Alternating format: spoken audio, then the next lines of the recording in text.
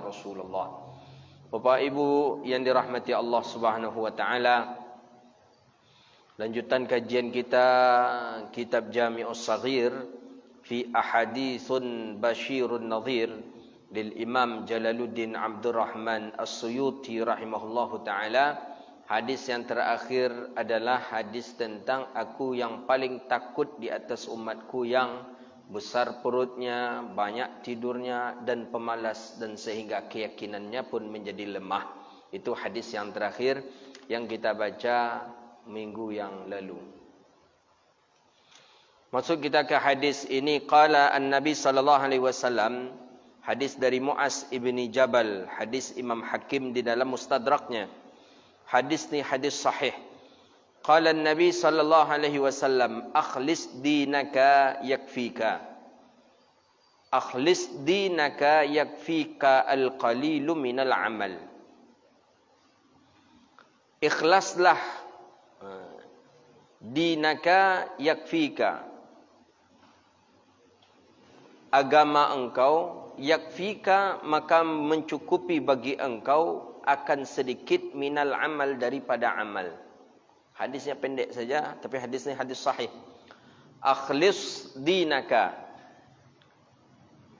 akhlis dengan sadnya, bersihkan, dinaka atau ikhlaskan daripada agama engkau, yakfika qalilu minal amal, mencukupi di atas engkau oleh sedikit daripada amal. Maksudnya dalam kacamata agama, kalau kita ikhlas, maka yang sedikit pun akan Allah cukupkan itu daripada kita. Itu dalam kacamata agama. Kalau dalam kacamata dunia, yang seketik tetap seketik, yang banyak tetap banyak. Tapi kalau dalam kacamata agama, yang sedikit itu Allah cukupkan untuk engkau. Makanya kalau orang-orang yang dia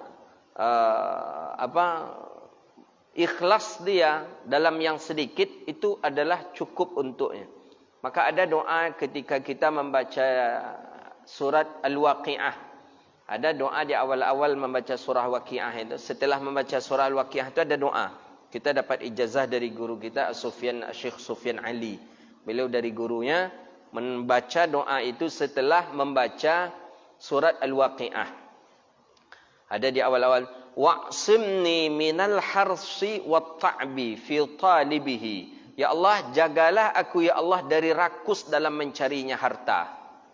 Jaga aku ya Allah. Jangan sampai aku termasuk orang yang rakus dalam mencari harta. Wasyaghlal qalbi wa hamma bih. Dan jagalah aku ya Allah daripada orang yang sibuk dengan harta. Maksudnya setelah mencari harta, jangan sampai aku ni sibuk hatiku dengan harta. Hati sibuk dengan harta, jangan sampai. Iko nak semayang, tekanang jual raga sawit gini sedang mahal.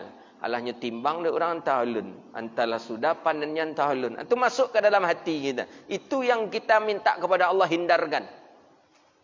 Yang ketiga, wasyuhha ba'da husulihi, dan bakhil setelah mendapatkan harta. Ini doa yang dibaca oleh para guru-guru kita setelah membaca surah Al-Waqi'ah. Beri aku rezeki sebanyak-banyaknya ya Allah. Beri aku rezeki yang engkau berkahi ya Allah. Berilah aku rezeki yang tidak ada batasnya ya Allah. Tapi ada 3. Pertama, apa tadi? Jangan sampai aku termasuk orang yang rakus mencari harta. Kedua, jangan sibukkan hatiku untuk mencari harta.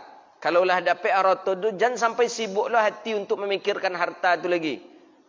Yang ketiga, dan janganlah aku bakhil setelah mendapatkan harta. Kebanyakan orang bakhil ketika punya. Kalau nya tak punya, naknya kikik lah. Karena tak ada yang akan dikikirkannya. Tapi ketika lah punya, barunya di situ terasa dia kikir.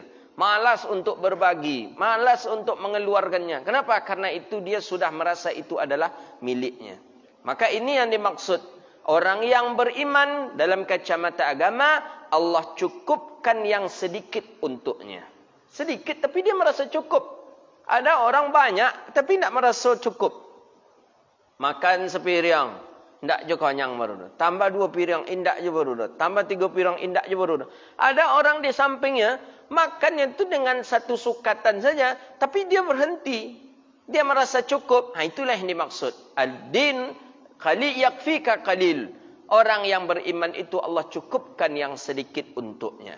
Mudah-mudahan kita termasuk orang-orang yang Allah ijabahkan doa ketika setelah membaca doa Al-Waqi'ah, surah Al-Waqi'ah tadi. Wa'simni minal harsi wa ta'bi fi talibihi wa minasyaghlil qalbi wa hamma bihi wa minasyuhi wal bukhli ba'da husulihi. Ya Allah, aku berlindung kepada Engkau ya Allah daripada orang yang rakus dalam mencari harta. Aku berlindung kepada Engkau ya Allah daripada yang kedua tadi, daripada sibuknya hati mencari harta, dan aku berlindung kepada Engkau ya Allah daripada kikir, bakhil setelah mendapatkan harta itu.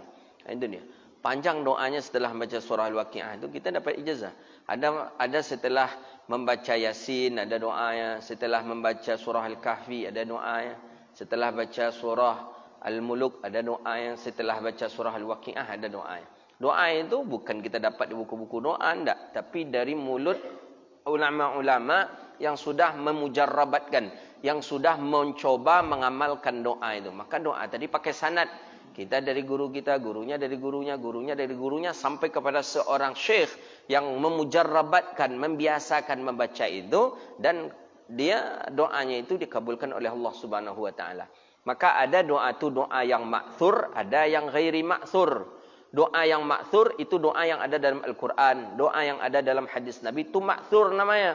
Rabbana zalamna, Rabbana taqabbal minna, Rabbana atina, Rabbana innana amanna. Itu kan ada dalam Al-Quran. Itu namanya doa ma'thur. Ada satu lagi doa ghairil ma'thur. Boleh diamalkan? Boleh. Dia ghairil ma'thur. Ghairil ma'thur ni ada dua. Ada yang memang tidak ada sangkut paut di dalamnya tentang hukum syirik. Ada yang ada hukum syiriknya. Seperti jampi-jampi. Itu doa ghairil ma'thur. Itu tak boleh diamalkan. Tapi ada doa yang ghairil ma'thur. Tidak ada dari Nabi. Tidak ada daripada Al-Quran. Tapi dibaca, diulang-ulang oleh sahabat Nabi. Ma'thurkah dia jadinya? Ya karena sahabat yang mengamalkan menjadi doa yang ma'thurnya. Mana contoh? Contoh.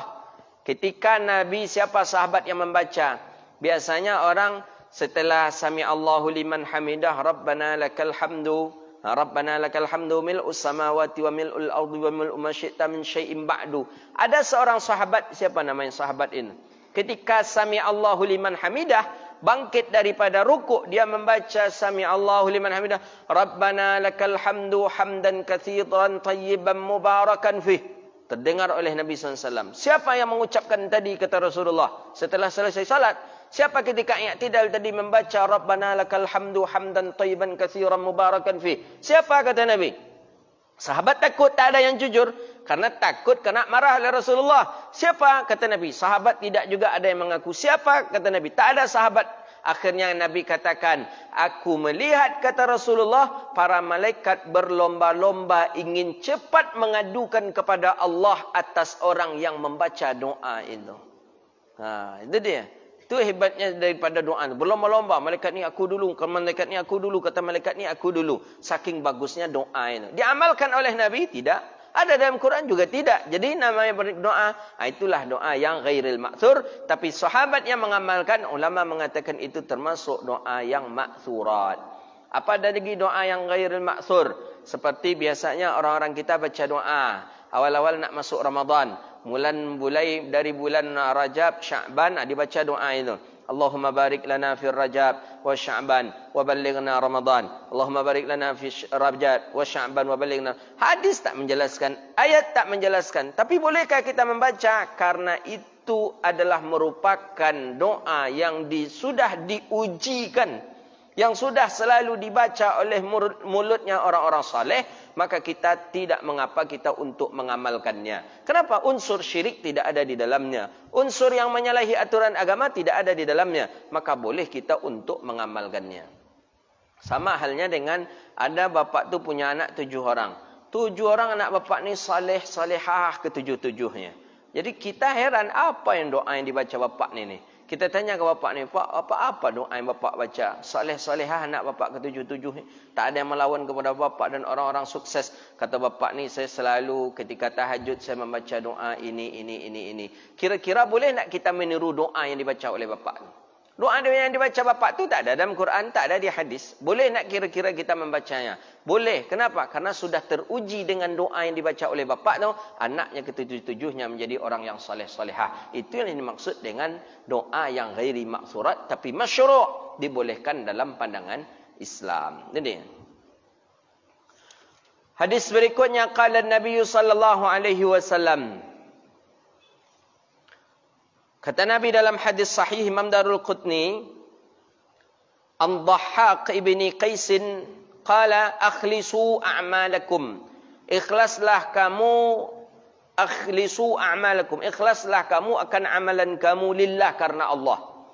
Fa inna Allah la yakbalu illa ma khalusa lahu. Sesungguhnya Allah tidak menerima, ya Allah, kecuali apa-apa yang engkau ikhlaskan terhadap amal. Jadi kita baru diterima oleh Allah amalan kita kalau amalan tu yang ikhlas. Ikhlas tu apa ustaz? Ikhlas tu cik menyambui aja senangnya, mengamalkannya payah.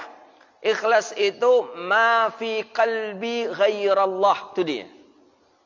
Apa? Ma fi qalbi ghairullah, itu yang ikhlas. Tidak ada di dalam hati selain daripada Allah. Itu ikhlasin.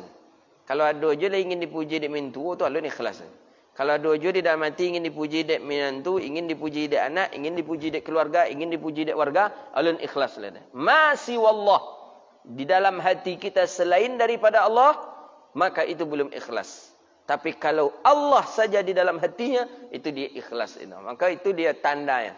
Maka kan sudah disebutkan dalam hasbi rabbi majallallah, hasbi rabbi Jalallah ma fi qalbi ghairullah. Tidak ada di dalam hati selain daripada Allah. Itulah orang yang ikhlas. Hadis terakhir, qala Nabi sallallahu alaihi wasallam, hadis Abi Darda, akhlisu ibadatallahi ta'ala. Ikhlaslah kamu ibadah kepada Allah. Wa aqimu khamsakum. Ikhlaslah kamu dalam mendirikan salat 5 waktu. Wa addu zakah, dan membayar zakat harta kamu, tayyibatan fi biha anfusakum. Wa sumu syahrakum, puasalah kamu setiap bulan. Puasalah kamu syahrakum pada bulan kamu. Bulan kamu maksudnya Ramadan. Wa hajju baitakum, dan hajilah kamu baitakum, ke rumah kamu. Rumah maksudnya adalah Ka'bah, Baitullahil Haram. Apa kata Nabi? Wa tadkhulul jannata rabbakum, masuklah kamu akan surga Tuhan kamu.